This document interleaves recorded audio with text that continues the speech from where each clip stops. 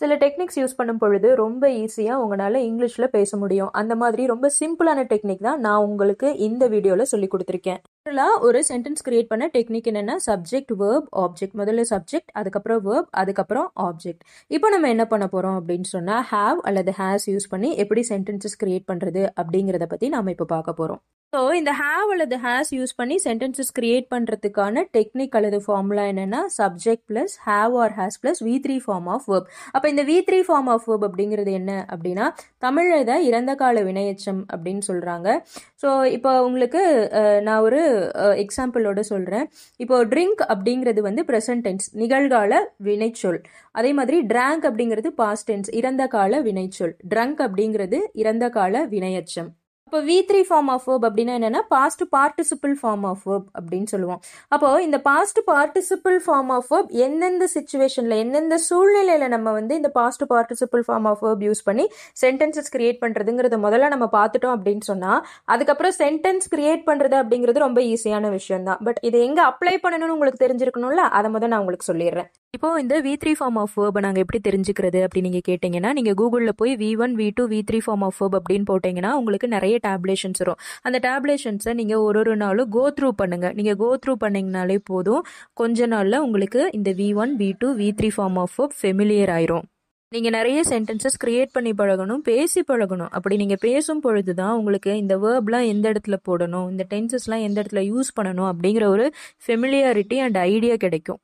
இப்போ இந்த have and has இதை எந்த இடத்துல யூஸ் பண்ணணும் அப்படிங்கிறத பார்க்கலாம். சமீபத்தில் முடிவடைந்த செயலை குறிக்க நம்ம இந்த ஹாவ் ஹேஸ் யூஸ் பண்ணி சென்டென்சஸ் கிரியேட் பண்ணலாம். Say for example, he has just gone out. அவன் இப்போதான் வெளியில போனா. I have just returned. நான் இப்போதான் திரும்பினேன். இப்படி சமீபத்தில் முடிவடைந்த செயலை குறிக்க நம்ம இந்த have அல்லது has யூஸ் பண்ணி சென்டென்சஸ் கிரியேட் பண்ணலாம். வேற எந்த இடத்துல இந்த ஹாவ் அல்லது ஹேஸ் யூஸ் பண்ணலாம் அப்படின்னு கேட்டால் கடந்த கால நிகழ்ச்சி நிகழ்காலத்தோட தொடர்புடையதாக இருந்தால் நம்ம இந்த ஹாவ் அல்லது ஹேஸ் யூஸ் பண்ணலாம். Say for example, I have not eaten anything for 5 hours. அப்படின்னா என்ன அர்த்தம்?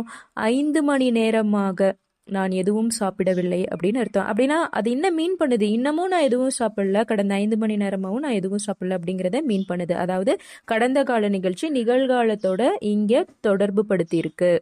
அதே மாதிரி அடுத்த சென்டென்ஸ் கவனிங்க. She has not spoken for 2 days. அவள் கடந்த 2 நாட்களாக பேசவில்லை. இதோட மீனிங் என்ன? அவள் 2 நாளா பேசல, இப்போ வரைக்கும் அவள் பேசல. ஸோ கடந்த கால நிகழ்ச்சி நிகழ்காலத்தோடு தொடர்புடையதாக இருக்கிறது. ஸோ இந்த மாதிரி சிச்சுவேஷன்ல நம்ம ஹாவ் அல்லது ஹேஸ் யூஸ் பண்ணி சென்டென்சஸ் கிரியேட் பண்ணலாம். வேற எந்த இடத்துல இந்த ஹாவ் அல்லது ஹேஸ் யூஸ் பண்ணி நம்ம சென்டென்சஸ் கிரியேட் பண்ணலாம் அப்படின்னா நாம் பேசிக்கொண்டிருக்கும் போதோ அல்லது எழுதி கொண்டிருக்கும் போதோ நடந்து முடிந்த செயல்களை குறிப்பிட நம்ம இந்த ஹாவ் அல்லது ஹேஸ் யூஸ் பண்ணி சென்டென்சஸ் கிரியேட் பண்ணலாம். நான் ஒரு நல்ல எக்ஸாம்பிள் சொல்கிறேன், கேளுங்க. இப்போ நீங்கள் உங்கள் வீட்டில் ஒரு பூனை வளர்த்துட்டு இருக்கீங்க. நம்ம 2 பேரும் பேசிகிட்டு இருக்கோம். நம்ம 2 பேரும் பேசிகிட்டு இருக்க அந்த டைமிங்கில் பூனை எல்லா பாலையும் குடிச்சிருச்சு அப்படின்னு அது எப்படி இங்கிலீஷில் சொல்கிறது அப்படின்னா இந்த இடத்துல நீங்கள் ஹேஸ் யூஸ் பண்ணி சொல்லலாம். The cat has drunk all the milk. பூனை எல்லா பாலையும் குடித்து விட்டது. ஸோ இந்த மாதிரி சிச்சுவேஷனில் நீங்கள் ஹாவ் அல்லது ஹேஸ் யூஸ் பண்ணி சென்டென்சஸ் கிரியேட் பண்ணலாம். வேற எந்த இடத்துல இதை நம்ம யூஸ் பண்ணலாம் அப்படின்னா கடந்த காலத்தில் கிடைத்த அனுபவம் அல்லது செயல்களை பற்றி குறிப்பிட. Say for example, they have come high after struggle. போராட்டத்திற்கு பிறகு அவர்கள் உயர்ந்தார்கள் அப்படின்னு சொல்லும் பொழுது நம்ம இதை என்ன மீன் பண்ணுறோம் அப்படின்னா ஒரு ஸ்ட்ரகிள், போராட்டம், அவ்வளோ போராட்டத்துக்கு அப்புறம் அவங்க வாழ்க்கையில் உயர்ந்தாங்க அப்படின்னு நம்ம சொல்லுவோம் இல்லையா? அப்போ அந்த போராட்டம் அப்படிங்கிறது ஒரு அனுபவம். ஸோ இந்த மாதிரி அனுபவத்தை பற்றி நாம் குறிப்பிடும் பொழுது ஹாவ் அல்லது ஹேஸ் யூஸ் பண்ணி நம்மளால சென்டென்சஸ் கிரியேட் பண்ண முடியும். அதனால தான் இந்த எக்ஸாம்பிள் சொன்னேன். They have come high after struggle. அவர்கள் போராட்டத்திற்கு பின் உயர்ந்தார்கள். V3 form of verb use பண்ணும் பொழுது ஹாவ் ஆர் ஹேஸ் யூஸ் பண்ணுங்க அப்படிங்கிறத நம்ம ஜஸ்ட் சொல்லிட்டு போயிட்டே இருக்க முடியும். ஆனால் இந்த மாதிரி எந்தெந்த இடத்துல யூஸ் பண்ணணும் அப்படிங்கிறது டீப்பாக தெரிஞ்சால் மட்டும்தான் உங்களால் சென்டென்சஸ் கிரியேட் பண்ணி பேச முடியும். இப்போ நம்ம சென்டென்சஸ் கிரியேட் பண்ண ஆரம்பிக்கலாம். இந்த சென்டென்சஸ் கிரியேட் பண்ணுறது அப்படிங்கிறது ரொம்பவே ஈஸி. இந்த ஸ்க்ரீனில் பாருங்கள், மேலே எப்படி சென்டென்ஸ் கிரியேட் பண்ணணும் அப்படிங்கிறதுக்காக மெத்தட் கொடுத்துருக்கேன் அல்லது ஃபார்முலா அல்லது டெக்னிக் கொடுத்துருக்கேன்னு வச்சுக்கோங்க. Subject plus have or has plus V3 form of verb plus object. இதுதான் வந்து இதோட மெத்தட். நீங்கள் எப்போ சென்டென்ஸ் கிரியேட் பண்ணணும்னாலும் இந்த மெத்தடில் அரேஞ்ச் பண்ணி தான் கிரியேட் பண்ணணும். ஃபஸ்ட்டு சப்ஜெக்ட் வந்துடணும், அப்புறம் ஹாவ் அல்லது ஹேஸ் வந்துடணும், அதுக்கப்புறம் வேர்ப் வரணும், அதுக்கப்புறம் ஆப்ஜெக்ட் வரணும். இப்போ இந்த ஸ்க்ரீனோட கார்னரில் பாருங்க சப்ஜெக்ட் அப்படின்னா என்னன்னு கொடுத்துருக்கேன். சப்ஜெக்ட் அப்படிங்கிறது I, you, we, they, he, she, it, names. I அப்படிங்கிறது நான், யூ அப்படிங்கிறது நீ, வி அப்படிங்கிறது நாம் அல்லது நாங்கள், தே அப்படிங்கிறது அவர்கள், ஹி அப்படிங்கிறது அவன், ஷி அப்படிங்கிறது அவள், இட் அப்படிங்கிறது அது, நேம்ஸ் அப்படிங்கிறது பெயர்கள். அதே மாதிரி இந்த ஸ்க்ரீனோட கார்னரில் V3 ஃபார்ம் ஆஃப் வேர்பும் சிலது கொடுத்துருக்கேன். இப்போ உங்களுக்கு சப்ஜெக்ட் அப்படின்னா என்னன்னு தெரிஞ்சிருச்சு, வேர்ப் அப்படின்னா என்னன்னு தெரிஞ்சிருச்சு, ஆப்ஜெக்ட் அப்படின்னா என்னன்னு உங்களுக்கு புரியணும். அதுக்கு நான் இங்கே ஒரு எக்ஸாம்பிள் சென்டென்ஸ் கொடுத்துருக்கேன். அது என்னன்னா, I have pot a house. இதோட மீனிங் என்ன? நான் ஒரு வீடு வாங்கினேன் அப்படிங்கிறது இதோட மீனிங். அப்போ இந்த சென்டென்ஸ்ல நான் உங்களுக்கு ரொம்ப தெளிவாக சொல்றேன், கவனமா கவனிங்க. I have pot a house, நான் ஒரு வீடு வாங்கினேன். இந்த இடத்துல சப்ஜெக்ட் யாரு அப்படின்னா ஐ, நான் அப்படிங்கிறது தான் சப்ஜெக்ட். ஏன் அப்படின்னா ஒரு வாக்கியத்துல நம்ம யாரை பத்தி பேசுறோமோ அல்லது யார் ஒருத்தர் ஒரு செயல் பண்றாங்களோ அவங்க தான் சப்ஜெக்ட். அப்ப இந்த இடத்துல யார் வீடு வாங்கினா? நான் வீடு வாங்கினேன். அப்ப ஐ அப்படிங்கிறது சப்ஜெக்ட். அதுக்கு பக்கத்துல நான் என்ன பண்ணியிருக்கேன்? ஹாவ் யூஸ் பண்ணியிருக்கேன். உங்களுக்கு தெரியும் ஹாவ் ஆர் ஹேஸ் எந்த இடத்துல யூஸ் பண்ணணும் அப்படிங்கிறத நான் ஆல்ரெடி உங்களுக்கு சொல்லி கொடுத்துருக்கேன். ஐ ஹாவ் பாட் அப்படிங்கிறது verb, V3 form of verb. என்ன வாங்கின? வீடு வாங்கின. a house. அப்ப ஹவுஸ் அப்படிங்கிறது ஆப்ஜெக்ட். என்ன வாங்கின? என்னங்கிற கேள்விக்கு எது பதிலா வந்திருக்கு? வீடு அப்படிங்கிறது பதிலா வந்திருக்கு. அப்ப ஒரு சென்டென்ஸ்ல என்ன அப்படிங்கிற கேள்விக்கு எது பதிலா வருதோ அதுதான் வந்து ஆப்ஜெக்ட். என்ன, எதற்கு, எங்கே அப்படிங்கிற கேள்விக்கு எது பதிலா வருதோ அதுதான் ஆப்ஜெக்ட். இப்போ சிம்பிளா உங்களுக்கு சப்ஜெக்ட் அப்படின்னா என்னன்னு தெரிஞ்சிருக்கும், வேர்ப் அப்படின்னா என்னன்னு தெரிஞ்சிருக்கும், ஆப்ஜெக்ட் அப்படின்னா என்னன்னு தெரிஞ்சிருக்கும். இப்போ நம்ம சென்டென்சஸ் கிரியேட் பண்ணா உங்களுக்கு ரொம்பவே ஈஸியா இருக்கும். இப்போ இந்த இடத்துல நீங்க ஒரு ரூல் கவனிச்சுக்கோங்க. ஐ, யூ, வி, தே அப்படிங்கிற சப்ஜெக்ட் வந்ததுன்னா அது கூட நீங்க ஹாவ் ஆட் பண்ணணும். ஹி, ஷி, இட் அப்படிங்கிற சப்ஜெக்ட் வந்ததுன்னா அது கூட நீங்க ஹாஸ் ஆட் பண்ணணும். இப்போ நம்ம சப்ஜெக்ட் ஐ யூஸ் பண்ணி ஒரு சென்டென்ஸ் கிரியேட் பண்ணலாம். நான் ஒரு மாம்பழம் சாப்பிட்டேன். இதை எப்படி நம்ம இங்கிலீஷ்ல டிரான்ஸ்லேட் பண்றது அப்படின்னு சொன்னா, ஃபர்ஸ்ட் சப்ஜெக்ட் நான் அப்படிங்கறது எப்படி சொல்லுவோம்? ஐ அப்படின்னு சொல்லுவோம். அது பக்கத்துல என்ன ஆட் பண்ணணும்? ஹாவ் ஆட் பண்ணணும்.